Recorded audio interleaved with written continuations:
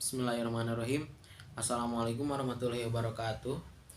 Perkenalkan, nama saya Rifki Tazkian dengan NIM 12120202115 dari jurusan PHI semester 4 kelas F, akan membawakan materi tentang moralitas ilmu pengetahuan.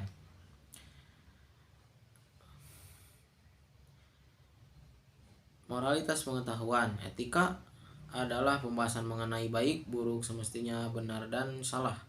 Yang paling menonjol tentang baik dan kewajiban keduanya bertalian dengan hati nurani, bernaung di bawah filsafat moral. Etika merupakan tatanan konsep yang melahirkan kewajiban itu dengan argumen bahwa sesuatu tidak dijalankan berarti akan mendatangkan bencana atau keburukan bagi umat manusia. Ilmu pengetahuan yang diterapkan bertujuan untuk mempergunakan dan menerapkan ilmu pengetahuan tersebut di dalam masyarakat untuk mengatasi masalah-masalah yang dihadapinya. Adalah sangat bijaksana apabila manusia di muka bumi ini dapat memanfaatkan ilmunya untuk mempelajari berbagai gejala atau peristiwa yang menurut anggapannya mempunyai manfaat bagi kehidupan manusia. Pemanfaatan ilmu pengetahuan hendaknya membatasi diri pada hal-hal yang asasi, dan semua orang akan menyebut gembira apabila pengetahuan ini benar-benar dimanfaatkan bagi kemaslahatan umat manusia. Selanjutnya, tanggung jawab ilmuwan.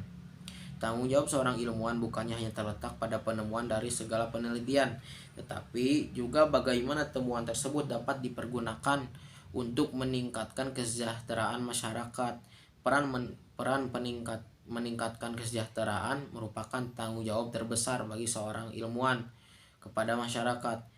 Tanggung jawab profesional terhadap dirinya sendiri, sesama ilmuwan, dan masyarakat itu menjamin kebenaran dan pertanyaan-pertanyaan ilmiah yang dibuat secara formal. Tanggung jawab sosial yaitu tanggung jawab ilmuwan terhadap masyarakat yang menyangkut asas moral dan etika.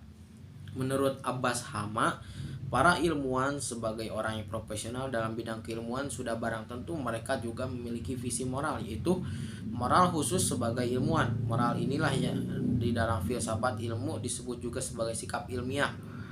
Sedikitnya ada 6 sikap ilmiah yang perlu dimiliki oleh para ilmuwan, yaitu 1. Tidak ada rasa pamrih atau tidak mengharapkan apapun. Yang kedua, bersikap selektif, yaitu suatu sikap yang tujuannya agar para ilmuwan mampu mengadakan pemilihan terhadap segala sesuatu yang dihadapi. Misalnya, hipotesis yang beragam, metodologi yang masing-masing menunjukkan kekuatannya, atau cara penyimpulan yang cukup berbeda walaupun masing-masing menunjukkan akurasinya. Yang ketiga, adanya rasa percaya yang layak baik terhadap kenyataan maupun alat-alat indera seperti budi. Yang keempat, adanya sikap mendasar pada suatu kepercayaan atau belief. Yang kelima, adanya suatu kegiatan rutin bahwa ilmuwan harus selalu tidak puas terhadap penelitian yang telah dilakukan. Yang keenam, harus memiliki sikap etis atau akhlak. Lalu, ilmu bebas nilai atau tidak?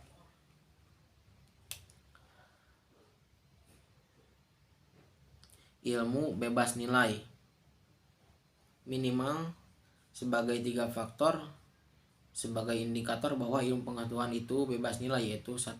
Ilmu harus bebas dari faktor eksternal seperti faktor politis, ideologis, agama, budaya, dan unsur kemasyarakatan lainnya.